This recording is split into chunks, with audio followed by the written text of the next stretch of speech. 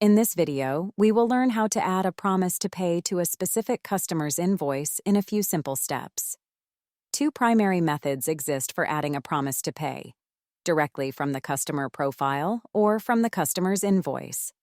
However, this video will focus on adding a promise to pay directly via the customer profiles. Let's get started. To begin, we will select any customer and then click the Add button. Next, select Add Promise to Pay to navigate to the Add Promise to Pay page. There are three fields that require complete information: expected date, payment method, and invoices. To add a promise to pay, that customer must have at least one invoice. Note that you can add a promise to pay for multiple invoices at one time. On the Invoice Details page, the promise to pay date is the expected payment date. I will now proceed to fill in the information.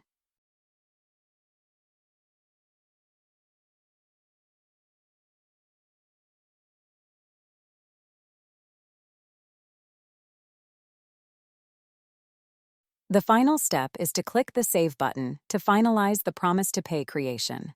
Voila! We have successfully added a promise to pay directly to the customer's invoice. Want to learn more tips and tricks on how to use Blixo? Please like and subscribe.